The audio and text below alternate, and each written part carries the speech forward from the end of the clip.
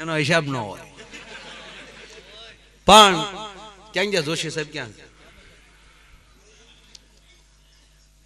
સાહેબ? સવારમાં હજી આમાં ફાયદો થશે. હવે મને લાગે છે કે સબસિડી દેવી જરૂરી છે. મારું ખરેખર પૂજાભાઈ હાવ ગાંડા જેવું કામ.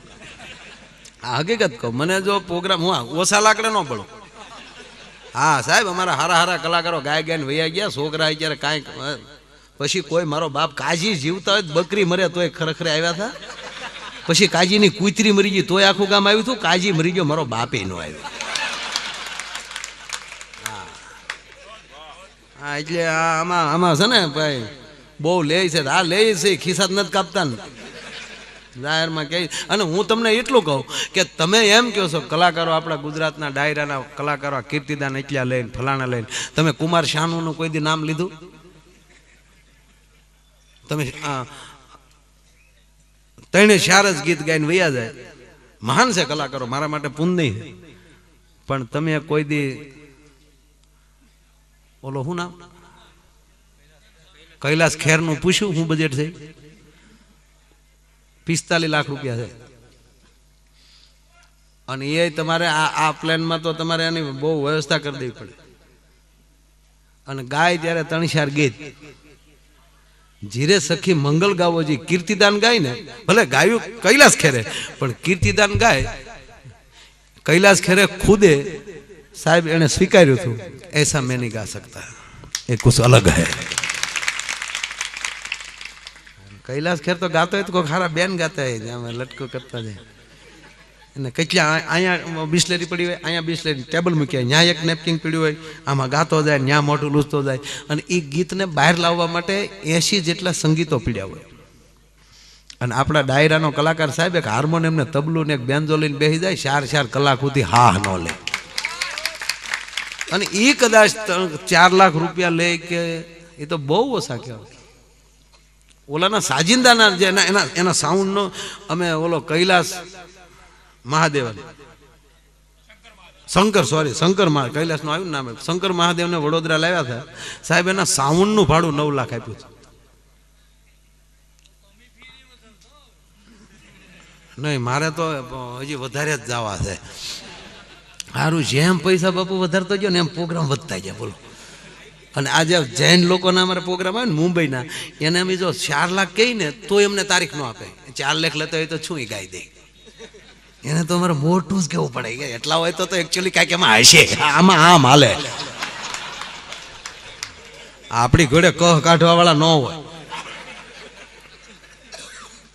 હા પણ આ રાડો ઘડિયાળમાં આમાં કાંઈ છે બીજું ભાવ છે એટલે કાંડે બાંધી છે. નહીં આ કાંટા જ દેખાડે. આમાં કઈ મોઢામાં આવી ન કે 21 વાગ્યા એમ નથી કહેતું.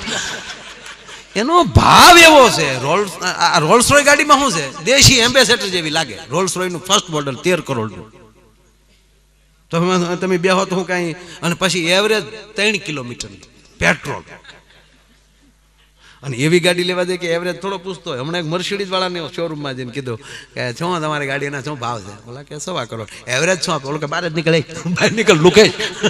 એવરેજ પૂછવા આવો છો, ગાડીઓ લેવા આવો છો. એનો ભાવ એવો છે. બાકી મર્સિડીઝ હોનાની નથી આવતી. એનો કટકો વેચવા જાવ તો કઈ નોખો તોલ કરીને નથી આવતી. એનો ભાવ મોટો છે. રોલ્સ રોય ગાડી તો સાહેબ અમિતાભને ન મળે, એના છોકરાને મળે. અભિષેક ખરીદી શકે, અમિતાભ ન ખરીદી શકે. કારણ કે કરોડપતિ ના એનો બાપ કરોડપતિ હોવો જોઈએ, એના છોકરાને આપે. આવા તો એ ગાડીઓના નિયમ. ગાડી લેવા આવો તો એ પેલા એનો આખો સ્ટાફ તમારા ઘરે આવે કે ગાડીને મૂકશો ત્યાં, એનું પાર્કિંગ ક્યાં છે. વાડી ફાળી જાય તરત કે આમાં અહીંયા તો નહીં હતું.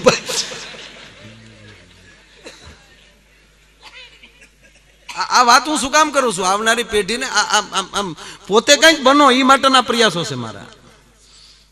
આ કઈ મારા ભાવની એડવર્ટાઈઝ નથી કરતો. પણ મારું ખાતું સાહેબ એવું છે કે નક્કી કરવામાં કોઈ દી ઢીલું નહીં પડવાનું. પણ ત્યાં આવ્યા પછી કેવું કાર્ય છે, કેવું સ્થાન છે, એ નિર્ણય તો હવારે થતો હોય સાહેબ જોયા પછી. હા. અને હું તો આપને કહું, કોઈ આપણે એમ કે હાલો અમારી વાયુમાં નાવા, તો ઉનાળે ખાલી હોય ને ત્યારે જોઈ આવું કેટલી બેઠકો છે, ધૂપકો ખાતે લાગ્યા આવે. નગર દુનિયા છે હલવાડી દે, ખાઓ ધૂપકો દે, હલવાઈ જાય.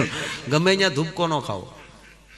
દરેક સંતો અમારા માટે પૂજનીય હોય, પણ અમારો કાંઈ એવું તો નથી કે બધાને બાપુને આપણા એકને જ માનવાના. બધાની શ્રદ્ધા હોય. આ સાક્ષી છે સોમનાથ ટ્રસ્ટ બેઠું છે સાહેબ, એની હાજરીમાં કરોડપતિ માણસોને કીધું કે આલામ જો બેઠા સાક્ષી હાલે, 1 રૂપિયો તારો ન ખપે, તું કરોડપતિનો દીકરો, પણ તારો રૂપિયો મારા ઘરે દે, છોકરાને ઉલે વાલે થાય. એ ઉદારતાથી કોઈ સંતની પ્રસાદી આવી જાય તો ઘરમાં શાંતિ એ થાય, પણ ક્યાંથી કેટલા લેવા, કેમ લેવા, એ આખું. આ વાણિયા ભાઈ ના, અમારા જૈન ભાઈ નામે અમે હારા જ લઈ ગયો, અને વળી 1.5 કલાકનો સાહેબ પ્રોગ્રામ. 1.5 કલાકે તો એ બહુ ચડાજ મજા આવી ગઈ. હા, જૈન ભાઈ ના કરે એટલે સુખી છે, કોઈને કહ ન કાઢતા. હા, પાછું જવાબ પૂજાભાઈ હકીકત કહું, ન કડાડા ન ફડાડા. આ ધબધબાટી બહુ નહીં, પોચું જ બોલી જવાનું. હાવ દેહને પીડા ન થવી જોઈએ.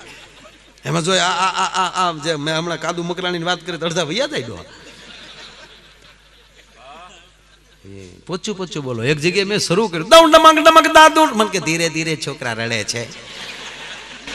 હવે તમારો ભારે અવાજ ન ખમીએ કે આવો પોસો સમાજ. હા, અત્યારે જો કે 18 વર્ષ મારા મિત્ર છે દરબાર, એને આ દિવાળીનું વેકેશન હતું, મને કે માયા ભાઈ દિવાળીમાં હાવ આટા મારવા થોડોક ધંધો કરી લઈ. તો હું ભાઈ કરશો દીગુભાઈ? મને કે ફટાકડાની દુકાન નાખી, સીઝન રહીને 1 મહિનો હરકો ધ્યાન રાખીએ, એટલે મને કે ખબરનો ફોકાટ લઈ. અમારા દીગુભાઈ મારા મિત્ર, અમારી સોસાયટીમાં જ ફટાકડાની દુકાન નાખી, સુરુભા. એ તમે ઓળખો છો એને. અમારે સુરુભાઈ બધા એમાં જૂના ભાઈ બંધો. મેં કીધું ને પૂજાભાઈ એટલે સાહેબ હું ભણતો તેદું ન ઓળખું. હું તો બહુ બીજા ત્રીજા ચોથા ધોરણમાં છે. આ બધા મવામાં અમારા મામુની હારે બધા ભણતા મવા, ત્યારે બોર્ડ આવી આવતા.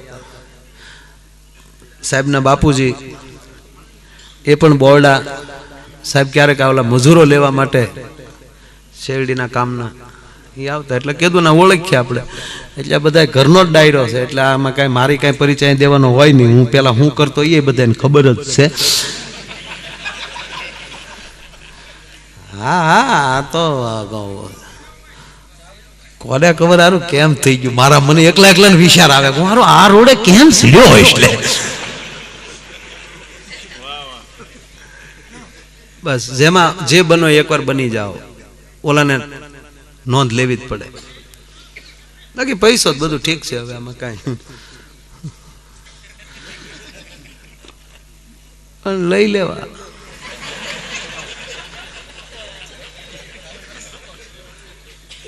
તો મન બદલે નહીં મારું. ગાંધી બાપુ પાસે નામ નથી દેવું, એક વડીલ બહુ મોટા ગાંધી બાપુ બેઠેલા, આમ જ બેઠા હતા ગાંધી બાપુ, આમ માથ ફેરવતા હતા, કારણ કે માથામાં કઈ હતું નહીં બીજું કાંઈ. પછી વધારે આમ બેસતા ગાંધી બાપુ. ઓલા ભાઈ પોપિયું સુધારીને ગાંધી બાપુને આપ્યું કે બાપુ થોડીક તબિયત તમારી એવી છે, પોપિયું લ્યો. બાપુ કે તમે લ્યો ને ભાઈ. ત્યારે કીધું કે મારી ઈચ્છા નથી. એટલે ગાંધી બાપુએ ખાધું નહીં, પણ કંઈક ઓરડામાં ઊભા થઈને ગયા. થોડી વાર ઓરડામાં જઈ આટો મારીને પાછા આવ્યા તો ઓલો ભાઈ પોપિયું ખાતો હતો. એટલે ગાંધી બાપુએ પૂછ્યું કે તમે કેમ પોપિયું ખાવ છો? તક મારો વિચાર પાછો ફરી ગયો. ત્યારે ગાંધી બાપુ એટલું બોલ્યા કે મહેરબાની કરીને આજ પછી કોઈ દી મારી પાસે ન આવતા. તમારું પોપિયું ખાવામાં એ વિચાર ફરી જતો હોય, ઘડીએ જેના વિચાર ફરે આ દેશને આઝાદી ન દેવરાવી શકે, જેનો વિચાર દ્રઢ હોવો જોઈએ. અને ગાંધી બાપુ પરદેશમાં ભણતા, વિદેશમાં બહુ હોશિયાર હતા. એટલે ઓલા જે પરદેશી અંગ્રેજી જે પ્રોફેસર હતો ને, એને સાહેબ કઠતું કે એક ઇન્ડિયન મારા દેશના વિદ્યાર્થી કરતા હોશિયાર. એટલે સાહેબ અઘરા પ્રશ્નો ગાંધી બાપુને આપે, એટલે ગાંધી બાપુ સહજતાથી એના જવાબ લખી દે. એ સહજતાથી જવાબ લખેલો આમ આમ જોયું તા તો ઓલાને ઉલટાનો મગજ વહી ગયો. આમ સાઇન કરતા હેઠે લખી નાખ્યું ઇડિયટ. ઇડિયટ લખી નાખ્યું. ગાંધી બાપુએ જોયું એટલે ગાંધી બાપુ ત્યાં જઈને કીધું કે સર માફ કરજો, તમે સહી કરી પણ માર્ક દેવાનું ભૂલી ગયા.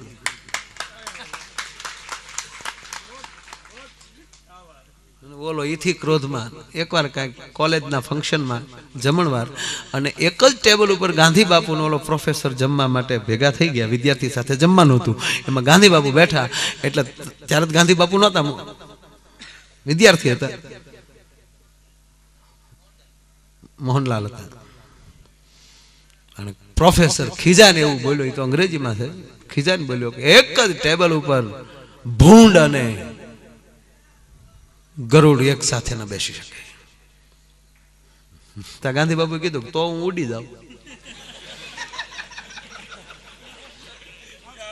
મતલબ મારો એ છે પોતાની જાતને કોઈથી નબળી ન સમજવી. અને હું સેલે બેઠો છું એ મગજમાં કાઢી નાખજો. આ પૃથ્વી ગોળ છે, તમે જ્યાં બેસો છો ત્યાંથી જ લાઈન ચાલુ થાય છે. આ પૃથ્વી ગોળ છે એટલે ગોળમાં કોઈ પેલું બીજું ના આવી શકે. ગોળ રાઉન્ડ હોય. હા, એક ભાઈ મેં એમ કીધું ને પૃથ્વી ગોળ છે, તો પૂંજાભાઈ એક ભાઈ મારી પાસે, મને કે મારા ભાઈ હકીકત યાર ગોળ છે, પહેલા તો મને ખબર જ નહોતી, હવે નક્કી થઈ ગયું ખરેખર પૃથ્વી ગોળ છે. હું કહું તને કેમ ખબર પડી? મને કે મને ખબર પડી ગયા ને. અમુક તો એક છોકરાને સાહેબે કીધું કે તારા પપ્પાને 5 લાખ રૂપિયા મગનભાઈ આપે 1% વ્યાજે, તો 5 વર્ષે તારા પપ્પા મગનભાઈને કેટલા આપે? ઓલો કે 1 રૂપિયાનો આપે.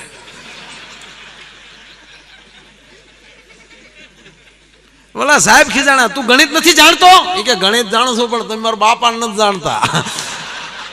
એને ગામના કોઈને આપ્યા હોય તો આને આપે. તમે કે બધા ગણિત ને એક હરખ્યા ન માનો એમ. એટલે કઈ વાત કરતો હતો, ભૂલી ગયો હું. હે નહીં, હું ફટાકડાની વાત કરતો હતો યાર. તમે પછી ક્યાં એમ અમારે દીગુભાની વાત હાલે છે, ફટાકડાની દુકાન કરી. એટલે તો પછી આમાં પછી અમારે દરબારોને કેવું હોય કે દુકાન ભલે કરે પણ થડે તો માણસો જ બેહાડે. એ જો કોઈ જગ્યાએ ચોકીદારની નોકરી હોય ને તો ત્યાં તો બીજો જ બેહાડ્યો હોય, એ તો બહાર જ ઉભા હોય. એને એક થોડું કોલું હોય. એટલે આ બહુ સરસ જોક છે. 2 છોકરા રાખ્યા દુકાને, એ ખુરશી નાખીને બજારમાં બેઠા. જે નીકળે કે ફટાકડા લેતો હતા, એ કે બાપુ પૈસા ને. અરે તારી પાસે ક્યાં ખોટા છે, વાતે હાશી ને. આપણે ઉધાર લેવું હોય તો વાંધો, આપણે ઉધાર દેવામાં કોઈ વાંધો છે જ નહીં. આપણે લઈ જા બાંધે 5,000 ને બાંધે. કેવો વેપાર થતો છે ગણો. હવે એ અમારી સોસાયટીમાં એક વાણિયો રે, શેઠ નીકળ્યા, અરે આવો કપૂરસન શેઠ ફટાકડા. હે નહીં બાપા, જે માટે બાપુ અમે વાણિયા જેન ફટાકડા રાખો. લે જેન ફટાકડા સટકવા હાટું બુદ્ધિનો ઉપયોગ કર્યો. જેન ફટાકડા રાખો. અમારે દરબારે કીધું કે ધંધો લઈને બેઠા ન હોય, જેન ફટાકડા ન હોય. શેઠ કેવી વાત કરો, અમે નહીં તમારું ધ્યાન રાખ્યું હોય કે આપણી સોસાયટીમાં રહે છે શેઠ. લાવ્યો જાઉં ને 15,000 દેતા હતા. આગળ ઘેરે પોગો એટલે ફટાકડા પોગી જાય, દેવા પીડે. પછી ક્યાં જાય? 15,000 લઈ લીધા. અને અમારી બાપુએ દીગુભાઈએ 15 છોકરા બેહાડી દીધા કાગળની ભૂંગળીઓ વાળવા. એટલી કાગળની ભૂંગળીઓ ને એમાં ખાલી એકલી વાટ્યું નો ગંધરાપ. અવડા 4 કાર્ટૂન મોકલ્યા. શેઠે નાજીને ફડાક્યો ફોડ્યો તો એટલું સુરટ્યું થયું. શેઠ તો કાર્ટૂન લઈને ન્યાય આવ્યા કરે, બાપુ આ એકે ફૂટતો નથી, ખાલી સુરૃત થાય. તાકે ઈ જૈન છે, અહિંસામાં માને, નો ઘડાડન નો ફળાડન. ઘણા તો સાહેબ આડા દેવા હાટું જ રાખે. હો મેં ફલાણા બાપુનો સેલો છો એમ આડા દઈ દે. પણ એક કહું તમને કે 3 દીકરાનો 2 દીકરાના બાપને 2 દીકરાની જવાબદારીની ચિંતા હોય તો આ સંતોને કેટલા દીકરાઓની ચિંતા હશે સાહેબ. જેને પગે લાગ્યો એનો દીકરો હોય એને કેટલું ભજન કરવું પડતું છે આપણી શીતળતા માટે. એટલે મને કાગ બાપુ મારે સાબુ થાવું જીવતર ખોવા પણ માનવીના ધોવા મેલ નહીં. લેક્ચરે કીધું તો હોજા બાપુ તૈયાર. બાપુને તો અહીંયા ક્યાં એ તો તૈયાર જ સપટી ભભૂત મેં ખજાના કુબેર કા આમ ભસ્મ લગાવી નથી. આ બેનો તમને પગે લાગીને કહું હું કઈ ટીકા નથી કરતો પણ આ ફેર એન્ડ લવલી લગાડીને કે ધોળા થાય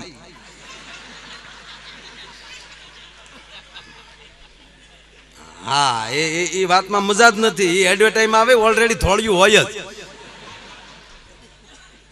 હા છતાંય તમને મારે કે ફેર એન્ડ લવલી ની કંપની વાળા વાંધોય નથી પણ છતાંય તમને એમ થતું હોય ઘણી બધી વસ્તુ આવે એનાથી લગાડવા ધોળા થતા હોય એ બધી વસ્તુ 1 મહિનો ભેંસને લગાડવી અને એમાં કાંઈ ફાયદો થાય તો તમે લપેટા લગાડજો.